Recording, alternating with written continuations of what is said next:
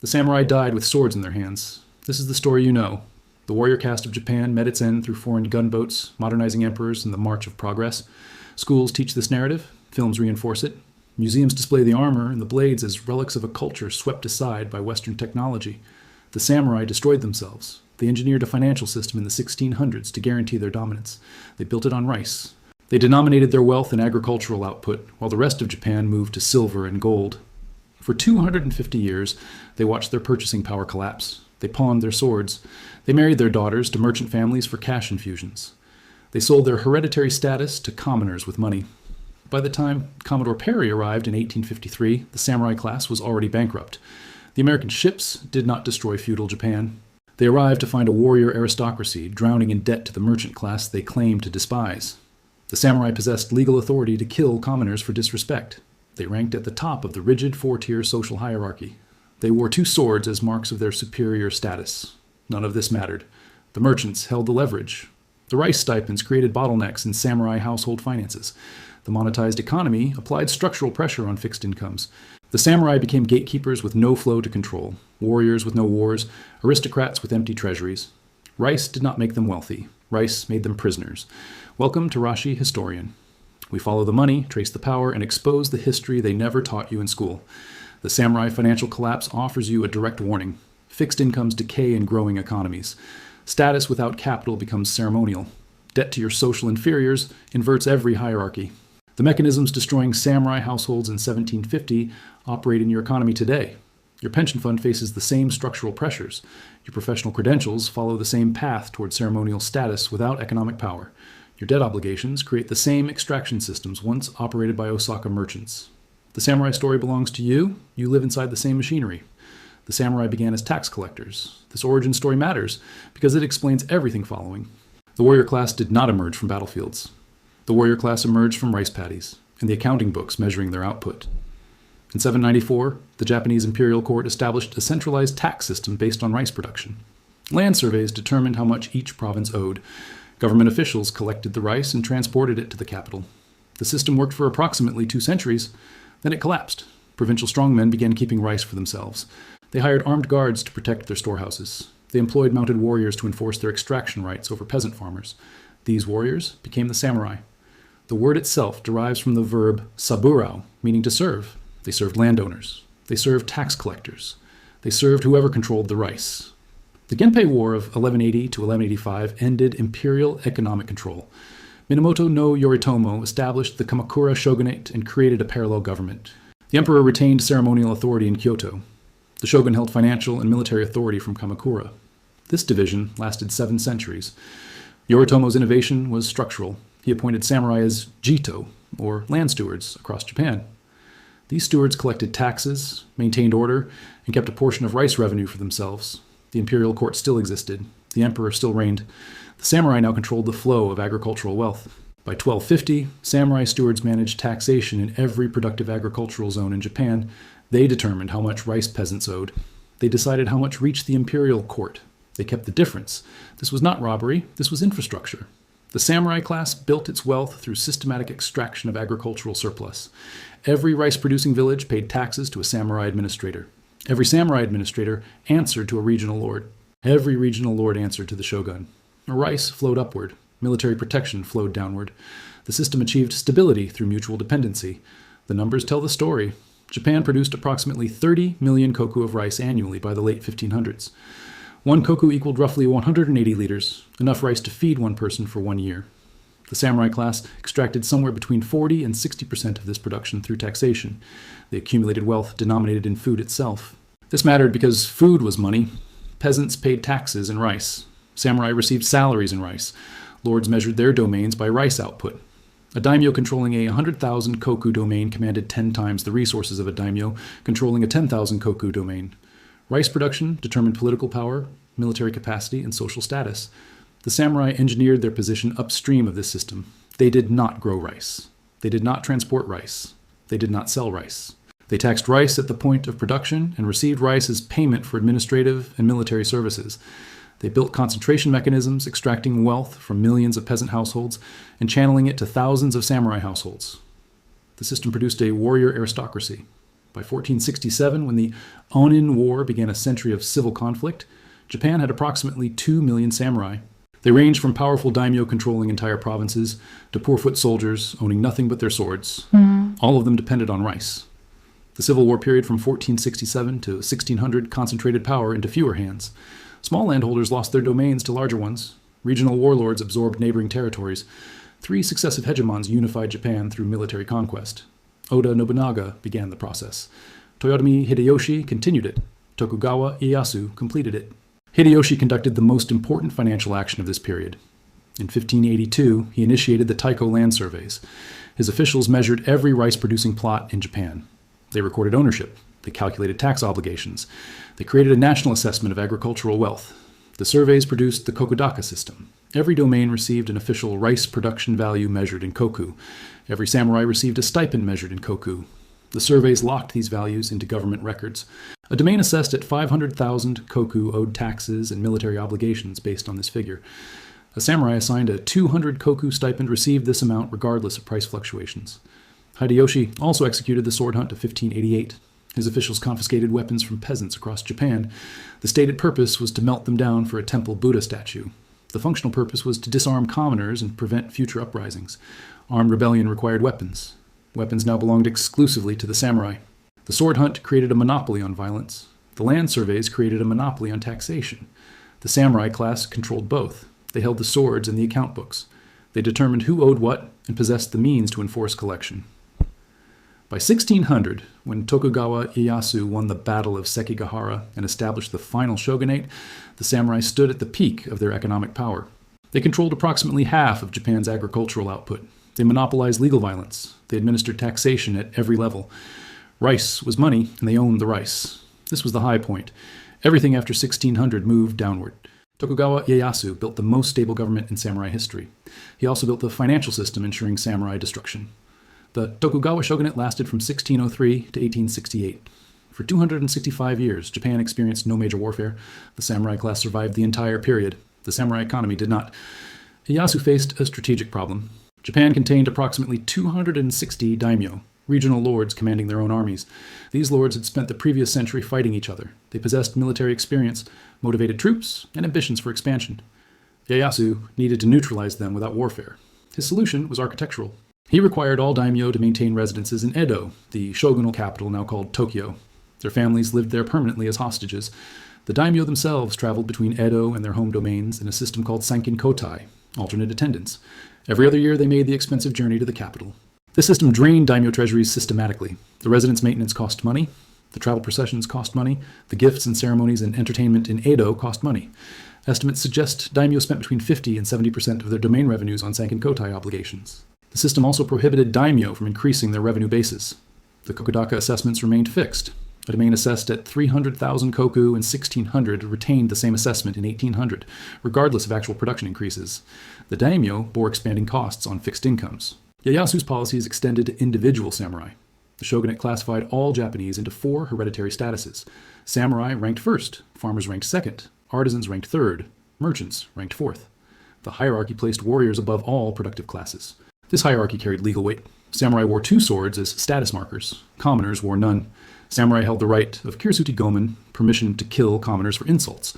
Commoners held no reciprocal rights. Samurai lived in designated sections of castle towns. Commoners lived elsewhere. The hierarchy also carried economic obligations. Samurai received stipends from their lords. The stipends came in rice, measured in koku. A high-ranking samurai received thousands of koku. A low-ranking Ashigaru foot soldier received perhaps 10 or 15 koku. Most samurai fell somewhere between these extremes, receiving between 30 and 200 koku. The stipends were fixed. A samurai family receiving 100 koku in 1615 still received 100 koku in 1815. The amount never adjusted for changing economic conditions. Sons inherited their father's stipends.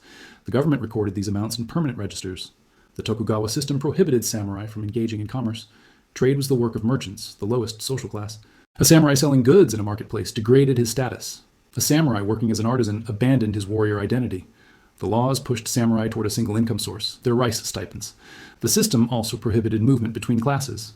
A farmer could not become a samurai. A samurai could not become a farmer. Birth determined status. Status determined occupation. Occupation determined income. The Tokugawa locked Japanese society into hereditary categories. These categories made sense in a rice economy. If rice was money and samurai controlled the rice flow, then samurai naturally dominated the economy. Their fixed stipends represented fixed shares of agricultural output. Their prohibition from commerce protected them from the risks and indignities of market competition. The categories made no sense in a monetized economy, and Japan was monetizing. The Tokugawa peace created economic growth. Without warfare destroying crops and killing farmers, agricultural production increased. Without armies burning cities, urban manufacturing expanded. Without military obligations consuming daimyo budgets, surplus wealth accumulated and sought investment opportunities. Trade grew. The Sankin-Kotai system created national markets. Daimyo processions moved goods between provinces. Merchants followed. Distribution networks emerged, connecting producers in one region to consumers in another. Commercial infrastructure spread across Japan. Cities grew. Edo reached a population of 1 million by 1720, making it the largest city in the world. Osaka became the commercial capital, hosting the national rice market and hundreds of wholesale businesses. Kyoto retained cultural prestige and manufacturing capacity. Dozens of castle towns developed into regional commercial centers. Money grew. The shogunate minted gold, silver, and copper coins. These circulated alongside rice in commercial transactions. Merchants preferred coins. You could store coins indefinitely. You could transport coins easily. You could divide coins into precise amounts. Rice rotted, weighed heavily, and came in fixed bale sizes. The economy shifted from rice to money. Samurai stipends remained in rice. The merchant class began as servants. They ended as masters. Tokugawa ideology placed merchants at the bottom of the social hierarchy. They produced nothing. They grew no rice. They manufactured no goods. They transported and sold what others created. Confucian philosophy, imported from China, considered this parasitic. The ideology ignored economic reality. Merchants performed essential functions. They connected producers with consumers across geographic distances. They stored goods and managed inventory risk. They extended credit, enabling transactions between parties lacking cash. They processed information about prices, quality, and demand. These functions created value. The Tokugawa peace expanded these functions enormously. Production increased faster than local markets absorbed it. Surplus goods required distant buyers. Merchants organized the logistics. Osaka became the center of this commercial system. The city sat at the terminus of the Yodo River, connected to Japan's interior waterways and agricultural heartland. Daimyo shipped their tax rice to Osaka for sale. Merchants purchased it, stored it, and distributed it to consumers. The Dojima Rice Exchange, established in 1697, became the world's first organized futures market. The Rice Exchange set national prices. Merchants assessed supply based on domain shipments and weather reports. They estimated demand based on urban population and purchasing patterns.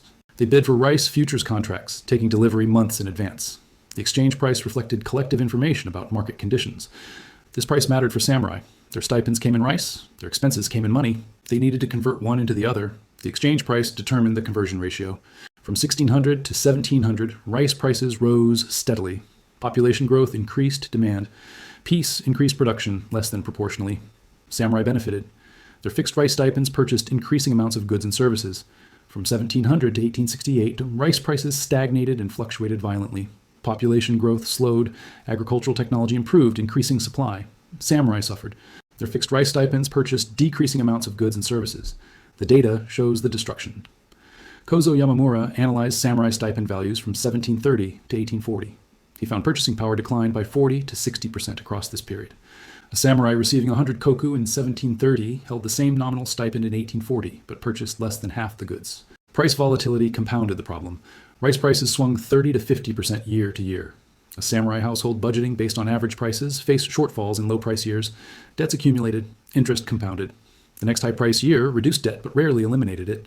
Meanwhile, merchant income grew. They earned margins on every transaction. They charged interest on every loan. They collected rent on every property. These income streams grew with the commercial economy. The economy grew consistently through the Tokugawa period. The wealth transfer was structural. Samurai held fixed claims on agricultural output. Merchants held growing claims on commercial activity. Agricultural output grew slowly. Commercial activity grew rapidly.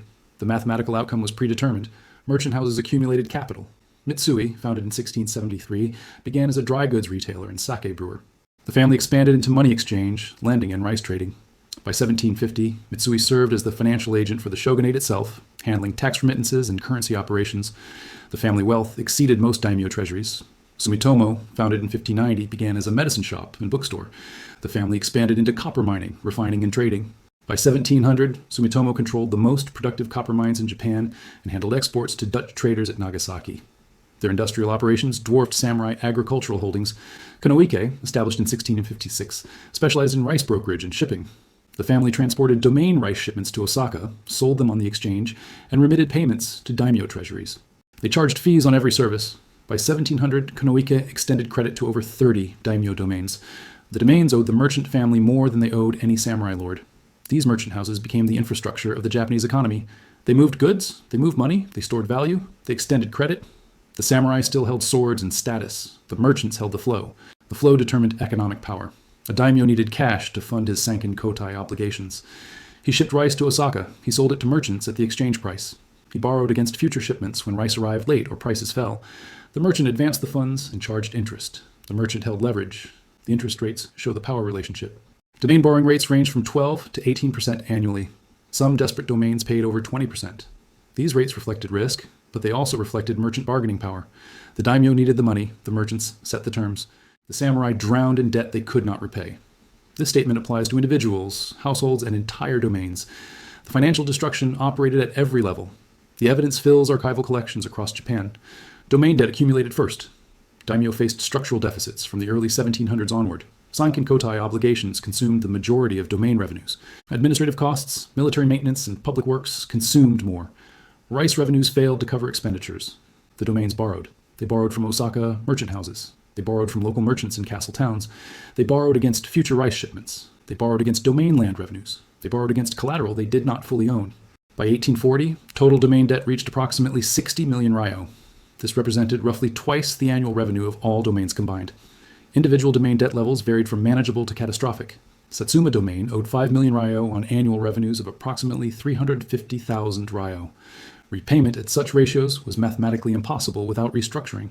The domains attempted restructuring. They issued hansatsu, domain paper currency, to pay local obligations without draining precious metal reserves. The paper depreciated immediately. Merchants discounted it by 20 to 50% against shogunal coin. The domains printed more to cover the shortfall. Inflation destroyed whatever value remained. The domains attempted default. In 1789, the shogunate issued the Kansei reforms, which included debt cancellation orders. Domains received permission to void debts to merchants and begin fresh. Merchants retaliated by refusing further credit. Domains discovered they needed the lending infrastructure more than the merchants needed their business. Individual samurai debt followed the same pattern on a smaller scale. A typical middle-ranking samurai received 100 koku annually. This translated to perhaps 40 to 60 ryo in cash, after selling rice at fluctuating exchange rates. His household required approximately 50 to 80 ryo in annual expenses for food, clothing, housing maintenance, and status obligations. The mathematics failed consistently. Household expenses exceeded stipend income. The samurai borrowed to cover the gap. Interest accumulated. The following year, stipend income covered expenses plus interest less effectively. The samurai borrowed more. Contemporary documents reveal the desperation. Samurai petitioned their domain governments for stipend advances. They requested permission to take on side employment as teachers, accountants, or craftsmen. They asked to reduce household staff below levels appropriate to their rank. These petitions survive in domain archives by the thousands. The samurai pawned their possessions. Pawnshop records from castle towns show samurai depositing swords, armor, and ceremonial clothing in exchange for cash. Technically, samurai weapons held sacred status and required special handling. Practically, pawnbrokers accepted them routinely, storing them discreetly and lending against their value. The samurai sold their status. Wealthy merchant families purchased adoption rights, allowing them to place sons into samurai households. The adopted son became a samurai. The biological family paid substantial adoption fees. Domain governments prohibited these transactions repeatedly. The prohibitions failed repeatedly. Economic incentives proved stronger than legal restrictions. The samurai took on debt from the merchants they socially despised. Mark Ravina documented individual cases in his research on domain finances. Samurai borrowed for weddings, funerals, home repairs, and ordinary living expenses. They borrowed at 15 to 20% interest. They borrowed against future stipend payments. They borrowed until no merchant would lend more. The hierarchy inverted. A samurai owing 100 ryo to a merchant depended on that merchant for his household's survival. The merchant could demand repayment, force property seizure, or simply refuse future credit. The samurai held the legal right to kill the merchant for insults. The samurai could not exercise this right without facing financial destruction. The power relationship flipped. The samurai possessed status. The merchants possessed leverage. Leverage won. Some samurai escaped the debt spiral through extraordinary measures. They abandoned their status entirely, fleeing to cities where no one knew their origins. They disappeared into the commoner population, taking up trades and crafts officially forbidden to their class. They traded hereditary privilege for economic survival. Others did not escape. They fell into poverty while maintaining status pretensions. They lived in deteriorating houses, wore patched clothing, and ate reduced rations. They kept their swords, but lost everything those swords were meant to protect. The Tokugawa shogunate understood the problem. They attempted solutions for over a century. Every attempt failed.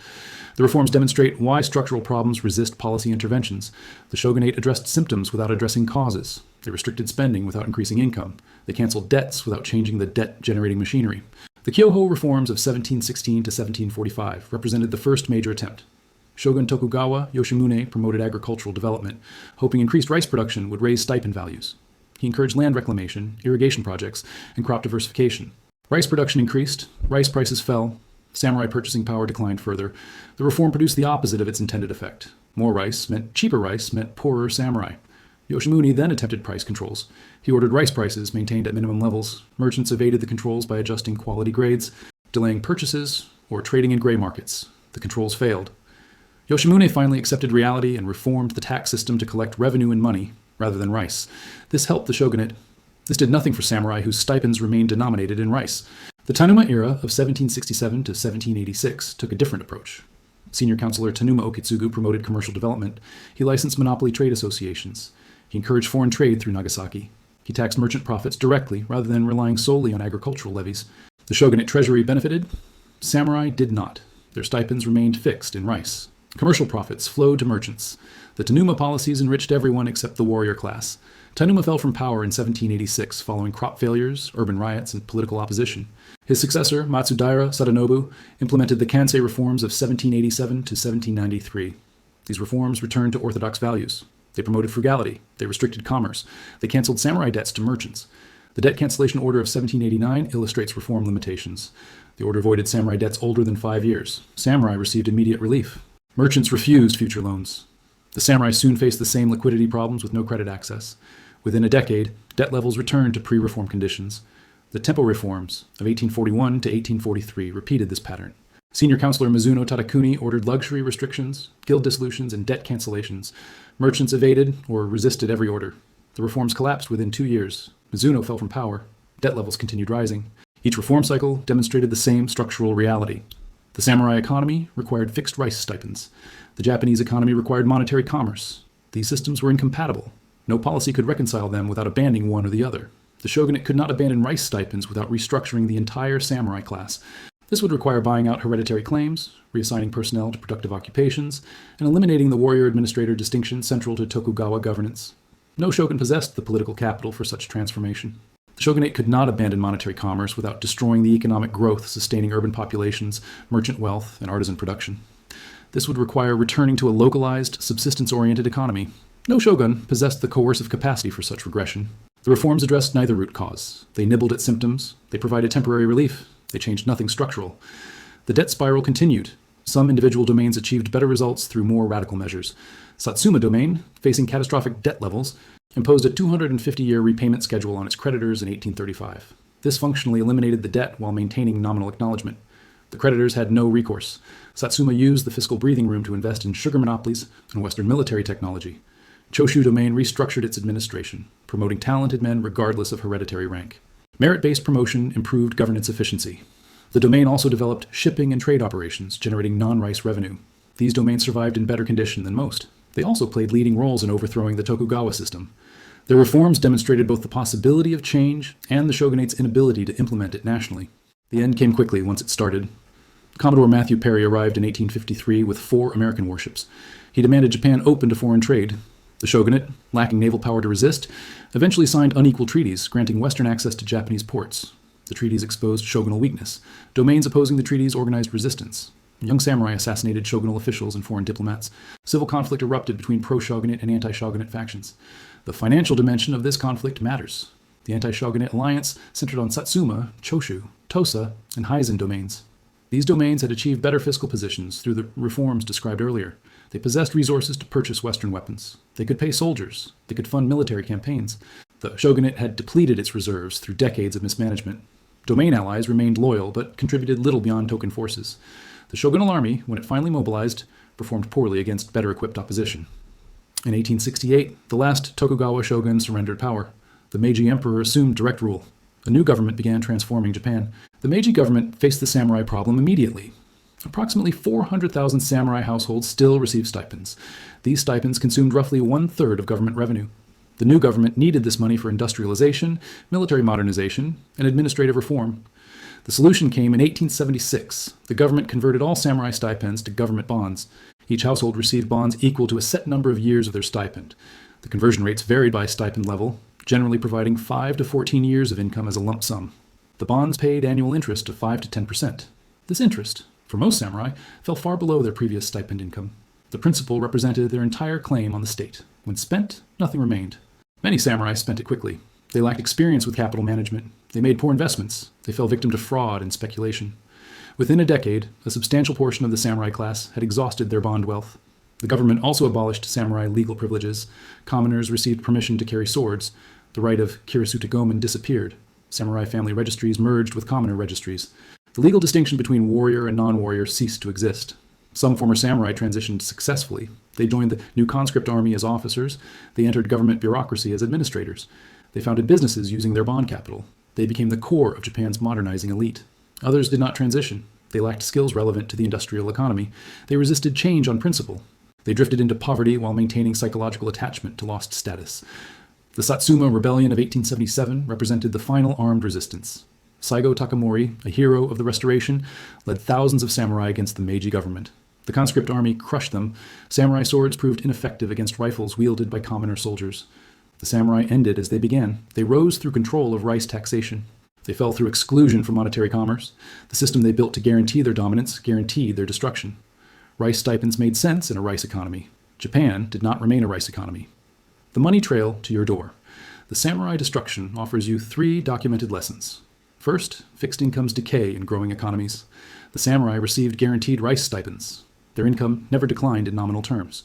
Their purchasing power collapsed as prices changed around them. Your salary, pension, or fixed-rate investments face identical dynamics. Inflation erodes purchasing power. Economic growth raises prices. Fixed claims on wealth lose value relative to claims on economic activity. The samurai trap themselves in rice. You trap yourself in currencies, bonds, and salary negotiations denominated in nominal dollars. The structural pressure operates identically. Second, status diverges from economic power over time. The samurai retained legal privileges for 250 years after losing economic leverage. They wore swords. They commanded respect. They starved while maintaining ceremonial authority. Your professional credentials, your educational achievements, and your social position follow similar trajectories. A law degree in 1970 guaranteed upper middle class income. A law degree in 2020 guarantees debt. A medical degree in 1980 guaranteed professional autonomy. A medical degree in 2020 often guarantees employment by hospital corporations. Status decays. Leverage matters. Third, debt to your social inferiors inverts every hierarchy. The samurai borrowed from merchants they legally outranked. The borrowing created dependency. The dependency erased the ranking. Your mortgage lender holds more influence over your decisions than your nominal superiors in any hierarchy. Your credit card company shapes your behavior more than your employer. Debt is leverage. Leverage is power. Paper hierarchies mean nothing against financial claims. The samurai built extraction machinery to concentrate agricultural wealth. The machinery worked for 4 centuries. Then the economy shifted. The machinery became a trap. The extractors became the extracted. You live inside similar machinery. The financial system surrounding you are engineered by institutions with their own interests. Your participation is not optional. Your understanding is not guaranteed. Your outcomes depend on recognizing the flows, the bottlenecks, and the pressure points operating on your household. The samurai failed to see their system clearly until too late. They held swords, while merchants held ledgers. The ledgers won. What do you hold? And who holds the ledger on you? This is the documented financial history of the samurai class. The rice economy built them. The money economy destroyed them. The transition took 250 years. Your transitions move faster. The lesson is not sympathy for dead warriors. The lesson is pattern recognition for living readers. History has owners. Now you know what happened to the samurai. The question remaining is whether you recognize the same machinery operating on your own household, your own profession, and your own assumptions about status and security. The shogunate issued reforms for over a century. None of them worked. The structure was the problem. The structure could not reform itself. You have advantages the samurai lacked. You have historical knowledge. You have examples of what does not work. You have the capacity to step outside the machinery and examine it. Use these advantages. The samurai did not.